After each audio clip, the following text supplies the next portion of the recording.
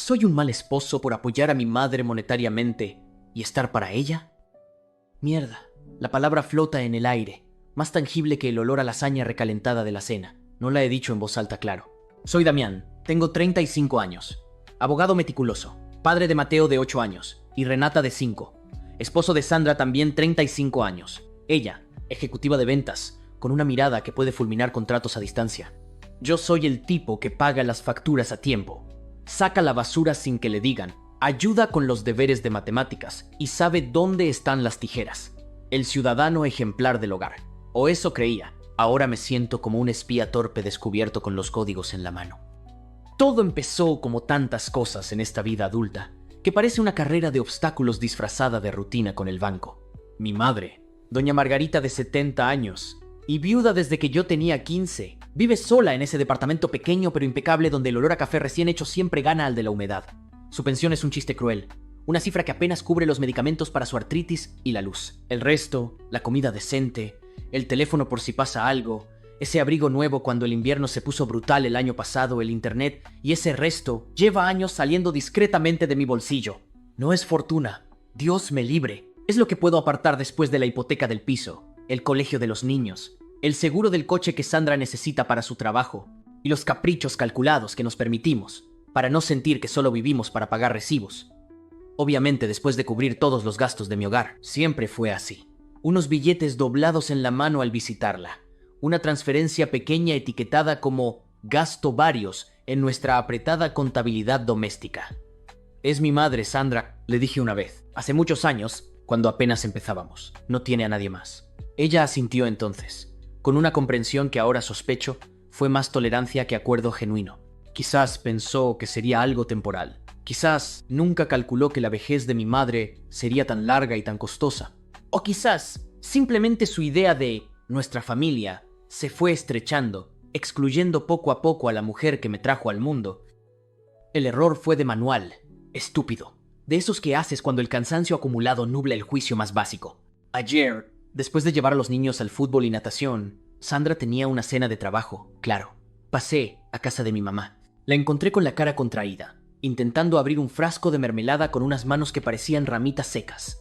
«No tengo fuerzas, hijo», dijo con esa voz que se me clava en el pecho. Pagué el súper que acababa de llegar. Dejé más dinero del habitual porque el cardiólogo le recetó algo nuevo carísimo y me llevé el recibo de la compra sin pensar.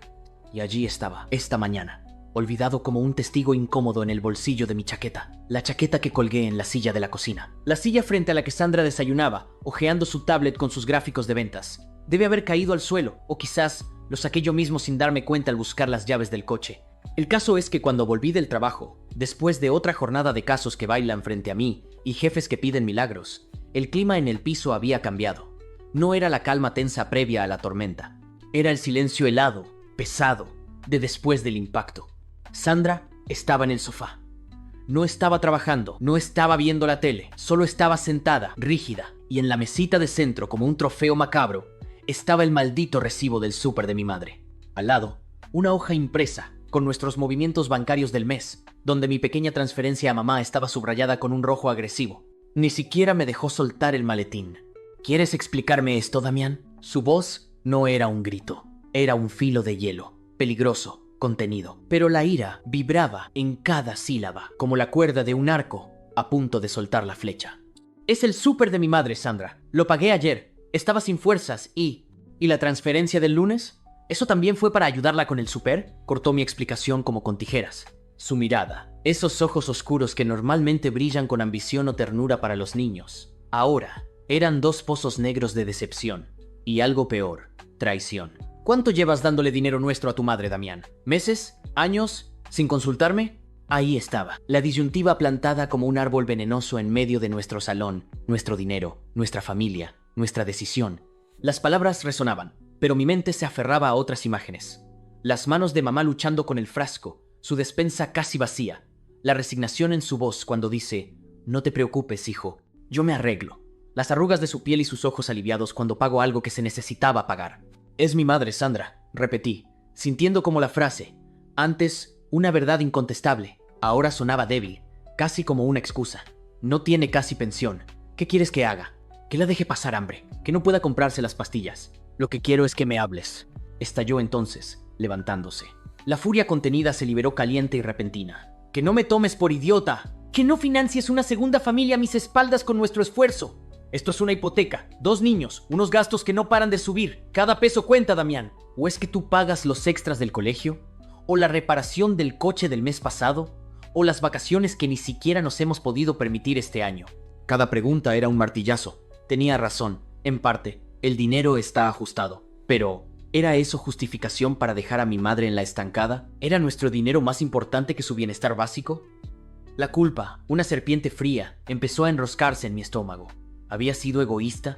¿Deshonesto al no decírselo explícitamente cada vez? No es otra familia, Sandra. Intenté buscando un tono conciliador que se me quebraba. ¡Es mi madre! ¡Una anciana que necesita ayuda! ¿Qué demonios se supone que debo hacer? ¿Ignorarla? Hablar conmigo primero, Damián. Como se supone que hacemos las cosas en un matrimonio. Su voz temblaba ahora, mezcla de rabia y algo que parecía ¿dolor? Ella prosiguió. Pero no, prefieres hacerlo a escondidas. Como si yo fuera la ogresa que te prohíbe ayudar a tu pobre madre. ¿Es eso lo que piensas de mí? ¿Que soy una bruja sin corazón? No, Sandra, no es eso. Pero las palabras se me atascaron, porque, en el fondo, en algún rincón oscuro que ahora se iluminaba brutalmente, sí, tenía miedo de su reacción, miedo de esta discusión exacta. Miedo de que su pragmatismo feroz chocara de frente con mi sentido de obligación filial. Me molestaba tener que discutir esto después de un día de mierda en el trabajo. Y al esconderlo, al evitar el conflicto, lo había hecho infinitamente peor. Ella agarró la tablet y la hoja con los movimientos bancarios. Su mirada me atravesó una última vez, llena de una decepción que me dejó sin aliento. Pues ahora lo pienso, Damián. Ahora lo pienso muy serio. Y tú, añadió, dirigiéndose hacia el dormitorio con pasos firmes, tienes que pensar muy bien dónde están tus prioridades. De verdad. La puerta del dormitorio no se cerró de un portazo. Se cerró con un clic suave, definitivo, más aterrador que cualquier golpe. Ahora estoy aquí, solo en el sofá que elegimos juntos hace 4 años, sintiendo el peso de ese silencio cargado de reproche. El recibo del súper de mamá sigue en la mesa. Un rectángulo de papel inofensivo que ha abierto una grieta profunda en mi matrimonio y en mi cabeza. ¿Estoy mal? ¿Ver por mi madre? ¿Por la mujer que lo dio todo por mí? ¿Es un pecado contra mi esposa? ¿Es egoísmo o es responsabilidad? ¿Lealtad o traición? La culpa y la indignación se pelean dentro de mí como 2 perros hambrientos. Sandra ve números, presupuestos, un futuro amenazado. Yo veo las manos temblorosas de mi madre y su sonrisa cansada cuando le llevo lo que necesita. Mierda, repito, ahora solo en mi cabeza. Y la pregunta, enorme y espinosa, sigue ahí, resonando en el vacío que dejó Sandra. ¿Qué diablos se supone que haga ahora? Han pasado 3 semanas desde que el recibo del súper de mamá dinamitó mi matrimonio. 3 semanas de un estado de paz más frío que la nevera de la oficina. Sandra no volvió a mencionarlo, pero la herida palpita en cada silencio calculado, en cada buenas noches dicha a la pared, en el modo en que separa su ropa para lavar, como si mi contacto contaminara sus blusas. La disyuntiva me carcomía, abandonar a mamá o enfrentar otra guerra en casa. Elegí la tercera vía, cobarde y práctica, la clandestinidad mejorada. Ya no son billetes en mano, ni transferencias etiquetadas como gastos varios. Ahora es efectivo retirado en cajeros lejanos al trabajo, guardado como contrabando en el doble fondo de mi vieja carpeta de documentos. Es pagar yo mismo las recetas en la farmacia de mamá y romper los comprobantes. Es decirle, guarda esto, por si acaso, con un susurro que me avergüenza, mientras ella me mira con esos ojos claros que parecen verlo todo, incluso mi miedo. Hijo, no quiero problemas y que tú tengas problemas, murmura, y su resignación me corta más que los gritos de Sandra. Pero Dios, o el diablo, o simplemente la ironía perversa del destino, decidió poner a prueba mi doble vida. Ayer, en una reunión rutinaria, mi jefe soltó la bomba. Damián, tu trabajo con las empresas Ferrocar es impresionante. Solo por eso tendrás un aumento del 30%. Firmaremos la próxima semana. Firmamos en 1 hora. Mi cabeza explotó. 30%. Un número que resonó en mi cabeza como un bong. Una cifra que podría aliviar la tensión en casa, permitirnos respirar, quizás hasta soñar con esas vacaciones pospuestas. Sandra se ilusionaría, planificaría, recuperaría la luz en esos ojos oscuros. Pero luego recordé a mamá. Esas manos que ayer temblaban sosteniendo la taza de té, mientras me confesaba que el fisioterapeuta le había dicho que necesita sesiones extras, otro gasto que su pensión de risa no cubrirá ni en sueños. 30%. La solución y la tentación. En el trayecto a casa, con el eco de las felicitaciones de mis compañeros aún en los oídos, la batalla campal se desató en mi pecho. Díselo a Sandra. Es justo. Es nuestro dinero. Si lo sabe, pondrá ese dinero en una jaula de acero. Hipoteca, colegio, fondo de emergencia, nada para mamá. Y necesitará más sesiones. Pero es tu esposa. ¿Estás mintiendo por omisión otra vez? ¿Prefieres ver a tu madre sin terapia, que sufra? ¿Y si lo descubre? Será 1000 veces peor. Será más dinero. Podré ayudar mejor a mamá sin tocar el presupuesto familiar actual. Nadie saldrá perjudicado. Mentira, yo ya estaba perjudicado. La culpa es un ácido corrosivo. Ya estaba royendo el hierro de mi conciencia. Al llegar, Sandra estaba cocinando. El aroma a albóndigas, su plato de tregua, solía ser un bálsamo. Hoy me quemó las fosas nasales. ¿Todo bien?, preguntó sin mirarme, removiendo la salsa con energía concentrada. Sí, mentí, escondiendo el maletín como si llevara un cadáver. El peso del aumento no firmado, de la decisión tomada en el silencio del coche, me aplastaba los hombros. ¿Y tú?, pregunté. Agotada. El nuevo cliente alemán es exigente. Su tono era neutro, profesional, demasiado. Durante la cena, Mateo contó un gol en el recreo y Renata mostró un dibujo de un perro con 6 patas. Reímos y Sandra sonrió, pero sus ojos, cuando se posaron en mí fugazmente, eran escáneres. La había convertido en eso, una detective en su propia casa, buscando pistas de mi traición. Y yo, el traidor, esquivaba su mirada, saboreando las albóndigas con ceniza en la boca. 30% más, dinero que podría comprar paz para mi madre. Y tal vez, solo tal vez, un poco de tranquilidad para mí. Pero al precio de enterrar otra verdad, más grande, entre Sandra y yo. Días después, retiré 200 pesos en un cajero de un centro comercial a 20 minutos de casa. El primer fruto del aumento. Al entregárselo a mamá en un sobre discreto, su sonrisa fue agridulce. Gracias, hijo. Pero, ¿estás bien? Tienes cara de no dormir. Presión en el trabajo, mamá. Nada grave, dije, abrazándola con una fuerza que quizás delataba mi necesidad de consuelo, más que la intención de dárselo a ella. La noche siguiente, Sandra hizo algo inusual. Mientras yo ayudaba a Renata con el baño, entró en el despacho. Nuestro despacho, donde guardo la carpeta de doble fondo. No dijo nada. No había nada visible, pero el aire olía a sospecha recién ventilada. Cuando salió, sus ojos chocaron con los míos en el pasillo. Un silencio elocuente. ¿Buscabas algo?, pregunté forzando naturalidad. El talonario de cheques viejo. Pensé que podría servir para anotar gastos, dijo demasiado rápido. Una excusa transparente. Ah, no creo que esté aquí. Lo guardé en el trastero, creo. Asintió, pasando a mi lado sin rozarme. El mensaje era claro. Sé que ocultas algo, y voy a encontrarlo. Ahora, escribo esto a las 2:17 de la madrugada. Sandra duerme o finge dormir en nuestro cuarto. El aumento está oficializado. El primer dinero extra ya está en manos de mamá. Y mi estómago es un nudo de hilos envenenados. Gratitud por poder ayudar más a mi madre. Terror ante la posibilidad de que Sandra descubra esta nueva mentira. Y una culpa profunda, asfixiante, por no compartir con mi esposa la única buena noticia económica que hemos tenido en años. El 30% pesa más que una losa, y la sombra que proyecta es aterradora, mientras miro el techo preguntándome con certeza cuándo estallará. Después de esconder el aumento y ver la sombra de la sospecha cruzar los ojos de Sandra cada vez que abría mi maletín, supe que necesitaba ayuda. No para dejar de ayudar a mamá, eso jamás, sino para no convertirme en un extraño dentro de mi propia piel. Así que empecé terapia. El consultorio de Laura, mi psicóloga, huele a té de hierbas y madera vieja. En la tercera sesión, mientras desgranaba el nudo de lealtades encontradas como ¿es desleal a Sandra ser leal a mi madre?, confesé el aumento oculto. Laura no juzgó, solo preguntó: ¿y cómo te sientes alimentando un secreto que podría ser un puente? La palabra puente me resonó días después. Puentes se construyen, pero los secretos son dinamita bajo los pilares. Mientras yo intentaba ordenar mi caos interno, Sandra libraba su batalla silenciosa. La vi revisar extractos bancarios impresos, con una lupa literal. Una lupa, como en una novela de espías decadente. Espiar en mis maletas, con disimulo patético. E incluso, lo supe por el historial abierto en nuestra laptop. Buscar en foros cosas como ¿cómo saber qué oculta mi marido? Cada intento fallido la volvía más tensa, como un resorte a punto de saltar. Su frustración era palpable. Un campo eléctrico en el aire que hacía que hasta Mateo preguntara: ¿mamá está enfadada otra vez? Y entonces, el destino decidió voltear el guión. Fue un martes lluvioso. Estaba terminando un informe cuando sonó mi teléfono. No era Sandra, sino su hermano Pablo. Su voz, normalmente burlona, era un hilo tenso. Damián, necesito ayuda. Un camión, en la rotonda de la Avenida Sur, atropelló a mi madre, y está grave. No puedo localizar a Sandra para avisarle. El mundo se desenfocó. La madre de Sandra, doña Elvira, de 68 años, contadora retirada, mujer de hierro forjado en cifras y principios, y tan pragmática como su hija, se encontraba mal. Había sufrido al parecer un grave accidente. Después de avisarle a Sandra y pasar por ella, llegamos al hospital y encontramos a Pablo, pálido, en una sala de espera de plástico duro. Sandra parecía extraña, los ojos como 2 pozos negros de un pánico que nunca le había visto. ¿Qué pasó?, ¿Cómo está?, preguntó.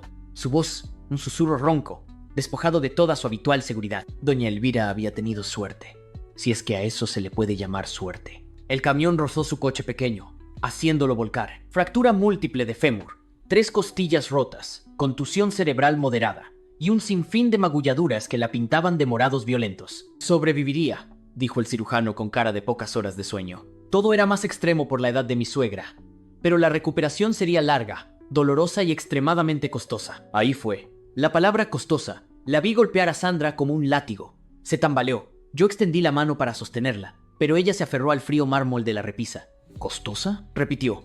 Y en ese instante vi pasar por sus ojos no el dolor de hija, sino el cálculo rápido, implacable, de la ejecutiva que sabe que los números no perdonan. Cirugías, fisioterapia intensiva, posible rehabilitación en centro especializado, adaptación de la casa para cuidarla después. Miles, decenas de miles de pesos.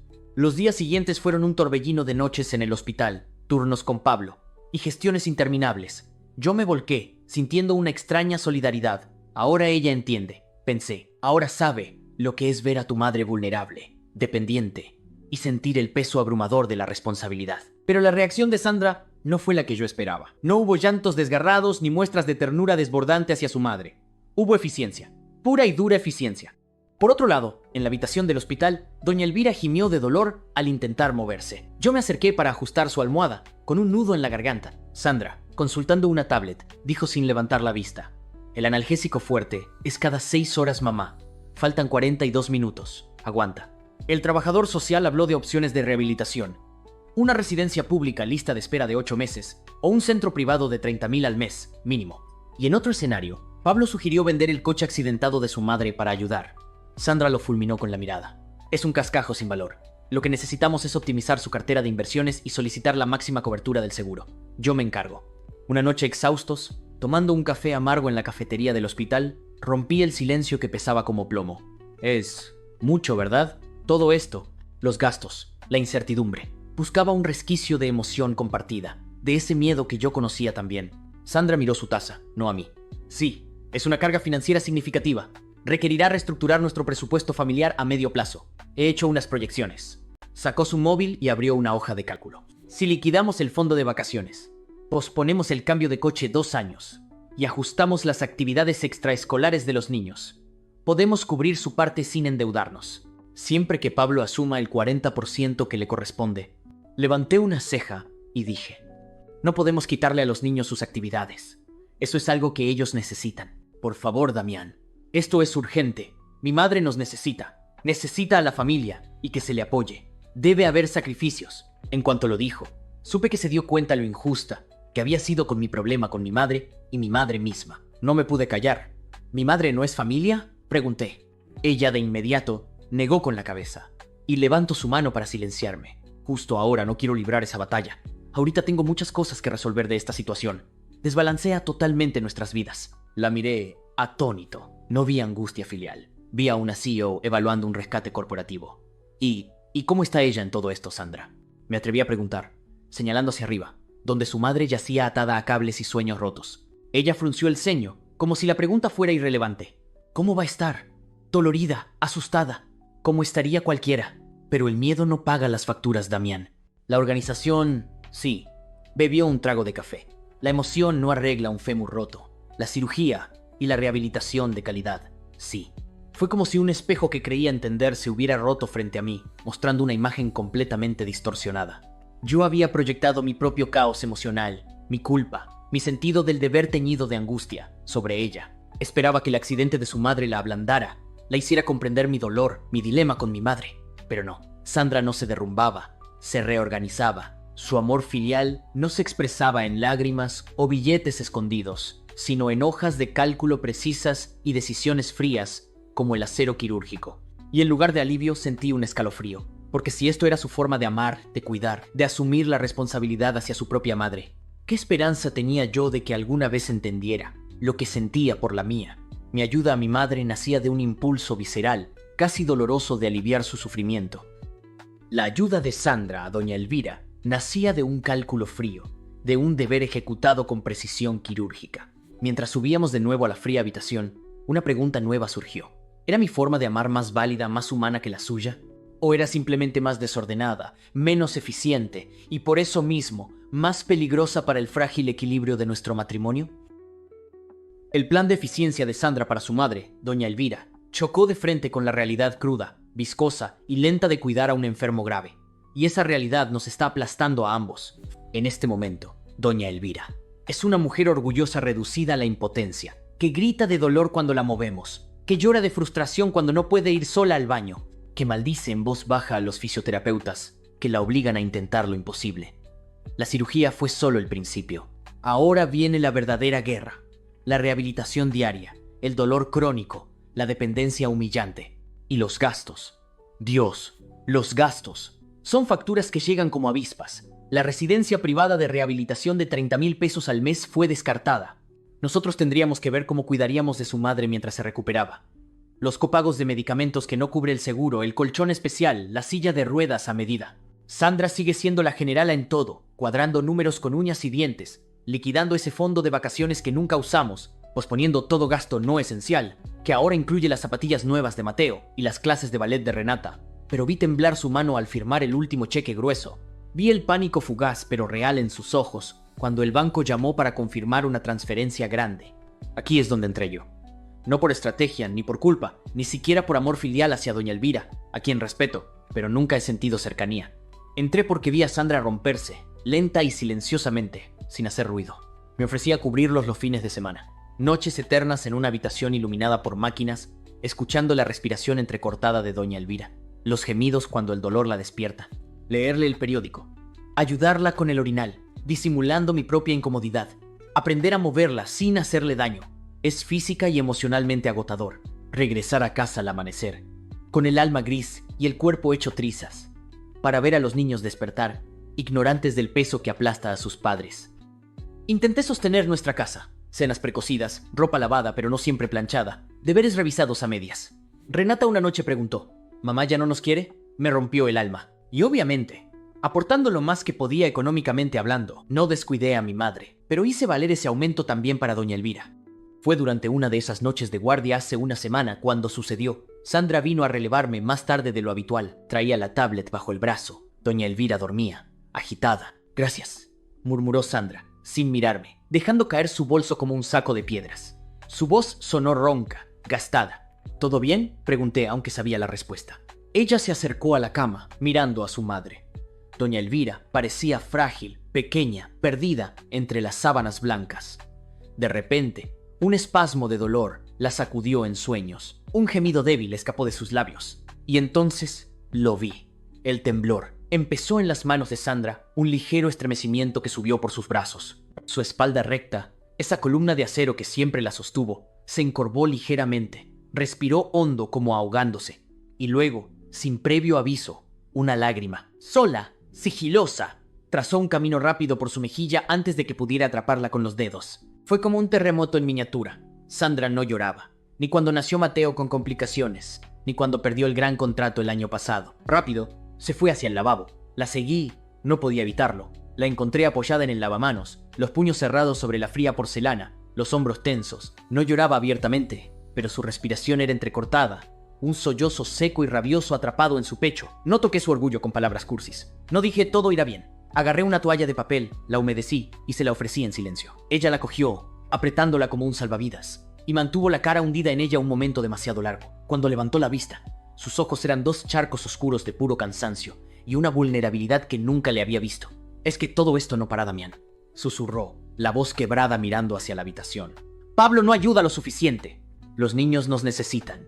Y ella me mira a veces como si yo tuviera la culpa, como si pudiera arreglarlo con una orden o un pago, y no puedo». Era la primera vez que no hablaba de carga financiera o logística deficiente. Hablaba de dolor, de impotencia, de su madre, no como un problema a resolver, sino como una persona sufriendo. Me acerqué un poco más, sin invadir.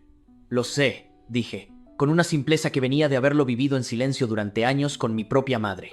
«Lo sé, Sandra, es una mierda, y duele verlas así». Ella cerró los ojos un instante. Cuando los abrió, había algo nuevo en su mirada. «¿Así es como te has sentido este tiempo?», preguntó con su voz algo temblorosa. «¿Con tu madre?», finalizó la pregunta. Asentí lentamente. Sí, más o menos. El miedo de que le pase algo. La rabia de no poder arreglarlo. La culpa por no hacer más, o por hacerlo mal, es un pozo sin fondo, Sandra. Solo que yo no tengo tus hojas de cálculo para intentar taparlo. Un destello de algo parecido a una sonrisa triste, fugaz, cruzó sus labios. Las hojas de cálculo no sirven para esto, admitió, mirando la toalla de papel arrugada en sus manos. No sirven para el ruido que hace cuando le duele. En los días siguientes, algo cambió. Sutil, pero real. En casa, revisando facturas médicas, vio un recibo de la farmacia de medicinas para mi madre que se me cayó del bolsillo, y en lugar de la mirada acusadora de antes, hubo una pausa. Luego, sin decir nada, lo dejó a un lado y siguió con sus papeles. Una tarde, mientras preparábamos una cena rápida, dijo de repente: «Tu madre, ¿cómo está de su artritis? ¿Sigue con ese fisio?». No era un interrogatorio, era una pregunta genuina. Cuando le conté que mi mamá había tenido un pequeño mareo, nada grave, solo un susto, pero que con la fisioterapia estaba teniendo grandes avances y además, para mi sorpresa, había entrado a un gimnasio para tener más fuerza. Celebró conmigo de manera genuina. Después suspiró y me dijo: «Vigílala, Damián, esas caídas». Y su mirada fue brevemente la foto de su madre en el hospital, un puente invisible. No es que Sandra se haya convertido de repente en la defensora de que le dé dinero a mi madre. Su pragmatismo sigue ahí, es su armadura. Pero la armadura tiene grietas ahora. Grietas por donde asoma la comprensión de que ayudar a un padre enfermo o vulnerable no es una partida presupuestaria, sino un desgaste del alma. Que el impulso de aliviar su sufrimiento, aunque sea con unos pesos escondidos o una noche en vela, no nace de la deslealtad, sino de un amor desesperado y torpe. Ayer, en terapia, Laura me preguntó cómo me sentía. Como si hubiéramos pasado por un terremoto juntos, dije. Las cosas están rotas, pero estamos en el mismo lado del derrumbe. El peso sigue siendo brutal. Doña Elvira tiene un largo camino. Nuestra economía está al borde del colapso. Sandra sigue siendo Sandra, calculando cada peso, pero cuando me pide que la releve las noches en el hospital, ya no es una orden, es una petición. Y cuando le digo que sí, hay un gracias, que suena menos a protocolo y más a alivio compartido.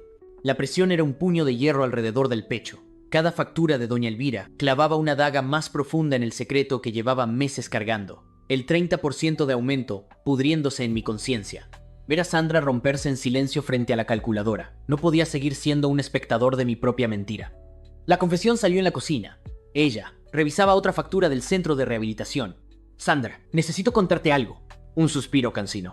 «Damián, si es sobre. Mi sueldo aumentó un 30% hace 2 meses». La interrumpí, la voz más firme de lo que sentía, y solté más. Y lo oculté, para poder ayudar más a mi madre sin pelear, sin tu permiso. El silencio fue eléctrico. Luego, lento como un derrumbe, giró su silla. Sus ojos no eran de ira al principio, eran de incredulidad pura, helada. «Repítelo». 30%. Desde mayo. No te lo dije para que me dejaras pagar cuentas de mi madre sin reproches. Sus fisioterapias, sus medicamentos, el súper. Respiré hondo. Lo siento por ocultártelo. Fue cobarde, pero no me arrepiento de ayudarla.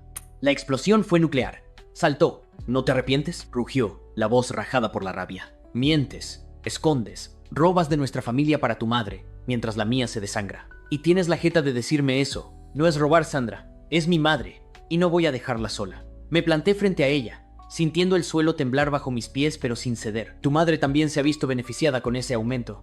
Varios gastos salieron de ahí. No lo notifiqué, pero no solo ha sido para ella. Lo oculté porque tenía miedo de esto. De tu reacción. De que solo vieras números donde yo veo a una mujer que se desvanece si no come bien. Fue un error no confiar en ti. Pero ayudar a quien me dio la vida, eso no es negociable». Sus ojos eran brasas. «¿No negociable? Pues aquí tienes tu realidad no negociable». Golpeó la pila de facturas, haciéndolas volar. «Esto es lo que sí importa. Esto nos está hundiendo. Y tú con tu dinero extra». La voz se le quebró en un sollozo de furia impotente. «¿Sabes lo que duele? Entender tu impulso. Y que aún así me hayas traicionado. Entiende, no eres el centro del mundo. Esto no fue contra ti, fue por ella, por mi madre». «Es lo mismo», gritó. «Este dinero es nuestro futuro, Damián. El de los niños. Y tú lo regalas a escondidas como si fuera tuyo. Sé que lo cagué, pero te estoy diciendo la verdad ahora. Y te digo también de una vez, mi madre también es familia. Es parte de mi vida. Siempre lo será. Podemos discutir el cómo, Sandra. Podemos buscar un camino juntos. Pero el si le doy o no, ese no está sobre la mesa». Los hombros tensos como cuerda de violín a punto de romperse. «Sal», me gritó furiosa y repitió. «Sal ahora mismo si no quieres que diga cosas de las que me pueda arrepentir». Salí. Pasé la noche en el sofá del despacho escuchando sus pasos arriba, cargados de ira y llanto. Al amanecer encontré la casa sumida en un silencio espeso. Bajé a la cocina con el estómago en un nudo. Sandra estaba allí frente a la ventana, con una taza de café entre las manos, pálida, con ojeras profundas. Pero la tormenta había pasado. Había quedado una fatiga desolada. «No te perdono», dijo, sin mirarme. Su voz era ronca, plana. La mentira, la desconfianza. «Eso duele más que el dinero». Asentí sin palabras. Respiró hondo, como si el aire pesara, y dijo: «Pero entiendo que no la abandones. Después de ver a mi madre, después de sentir este miedo constante, entiendo que sea tu línea roja». Giró lentamente. Sus ojos encontraron los míos, agotados pero claros. «Lo que no entiendo es por qué no confiaste en que podríamos encontrar una solución juntos». El alivio fue un río frío y caliente a la vez. Miedo, confesé, a tu pragmatismo, a que las cosas se deben hacer a tu manera y que los números borraran su cara. Un destello de dolor cruzó su mirada. «Pues ahora los números tienen el rostro de mi madre. Y necesitamos soluciones, juntos, sin secretos, sin héroes estúpidos. Juntos», repetí la palabra. Fue entonces cuando sonó el timbre. Con un suspiro, fuimos a ver quién era. Y qué tremenda sorpresa. Era mi madre. Estaba en la puerta. No solo con su bolso de tela junto a ella. También traía una maleta pequeña, rígida, de esas que guardan lo esencial para un viaje largo. «Buenos días, hijos». Sonrió con una sonrisa frágil pero decidida. Su mirada recorrió nuestras caras marcadas por el cansancio y la tensión palpable, y se posó en la montaña de papeles médicos sobre la mesa. Sin preguntar, supo. «Traje caldo de pollo, el de siempre, y les aviso, vine a quedarme». Sandra parpadeó desconcertada. «¿Quedarse?» «Sí, hija», asintió, entrando con determinación. «Mi hijo me contó todo por lo que están pasando, y también tu madre. Sé que viene para esta casa pronto, y ustedes». Nos miró a ambos. «No se dan abasto. Yo fui enfermera 30 años. Sé mover pacientes, hacer curas, dar medicinas a su hora, vigilar signos. Puedo cuidarla, día y noche. Un par de meses o lo que necesiten, hasta que esté más fuerte». Sandra se quedó inmóvil. Tartamudeó mientras decía: «Doña Margarita, no podemos aceptar. Es demasiado trabajo». «Claro que pueden». Mi madre alzó la barbilla con una dignidad que me partió el alma. «Ustedes son mi familia, mi hijo, mis nietos. Y ahora, doña Elvira es parte de esta red. Las redes se sostienen». Miró directamente a Sandra. «No es caridad, es reciprocidad por todo lo que ustedes hacen, por todo lo que callan que hacen por mí». Vi cómo las palabras atravesaban a Sandra. Sus ojos se posaron en la maleta, luego en mi madre, frágil hasta cierto punto, pero inquebrantable en su oferta. Algo fundamental se reacomodó dentro de ella. Un muro se desmoronó con un suspiro casi audible. Cuando habló, su voz era gruesa por la emoción contenida. «Doña Margarita, suegra», corrigió rápidamente. «Está bien, pero solo si acepta su propia habitación aquí, con baño cerca. Y que esto es su casa, también mientras dure. Solo necesito un rincón, Sandra. No te preocupes también por eso». Doña Elvira llegó a casa una semana después, en una ambulancia, pálida y asustada. Pero en la puerta, esperándola con una sonrisa tranquila y las manos expertas listas, estaba mi madre. «Bienvenida a casa, Elvira. Vamos a mejorar juntas», le dijo tomándole la mano con suavidad. Sandra y yo observamos desde un paso atrás. Vi el nudo en la garganta de Sandra. Vi cómo miraba a mi madre, esa mujer que había considerado una carga económica, transformarse en el pilar que sostenía su mundo. Esa noche, mientras mi madre le daba a Elvira su medicación con una paciencia infinita, Sandra se acercó a mí en la cocina, mirando hacia el comedor donde nuestras madres conversaban en voz baja, una en silla de ruedas, la otra con manos artríticas, pero unidas por un hilo de necesidad y cuidado mutuo. Siempre lo definí como un círculo pequeño, protegido y controlado, un presupuesto cerrado. Calló, buscando palabras. Hoy entendí que es un campo abierto, donde el cuidado que das vuelve, pero casi nunca de donde esperas. Tomé su mano. Esta vez no la soltó. Apretó la mía. «El aumento», empecé. «Entra en el presupuesto», cortó, con un atisbo de su vieja firmeza pero sin dureza. «Todo entra en el presupuesto, Damián. Desde hoy, con una partida acordada para tu madre. Abierta. Revisable». Me miró, seria. «Y si vuelves a ocultarme un solo peso, aunque sea para comprarle un caramelo, te entierro en el jardín». Sonreí, un alivio inmenso lavando meses de culpa. Un mes después. La casa es un caos diferente ahora. Suena el andador de doña Elvira mezclado con las risas de los niños. Huele a caldo de mi madre y a los desinfectantes médicos. Hay facturas, muchas, pero también hay un cuarto convertido en habitación para mi madre, lleno de fotos de los niños y sus libros de enfermería. Sandra ya no revisa mis bolsillos, revisa conmigo la app del banco cada domingo. Discutimos el fondo abuelas con la misma intensidad que las extraescolares. Es agotador. Ayer Sorprendí a Sandra en el patio. Doña Elvira dormitaba al sol, y mi madre le cubría las piernas con una manta. Sandra observaba con una expresión extrañamente suave. Luego se acercó. No dijo nada, solo puso una mano en el hombro de mi madre. Un gesto pequeño y un puente gigante. Termino esta historia no con un final perfecto, sino con una foto mental. Nuestras dos madres, una frágil, la otra cansada, compartiendo un té en el jardín. Sandra y yo, hombro con hombro en la puerta, sosteniendo no solo las facturas, sino una nueva verdad. Que la familia no se construye con muros para proteger lo nuestro. Se teje con las manos abiertas, dispuestas a sostener a otros, sabiendo que, cuando flaquees, habrá otras manos, temblorosas pero firmes, listas para sostenerte a ti,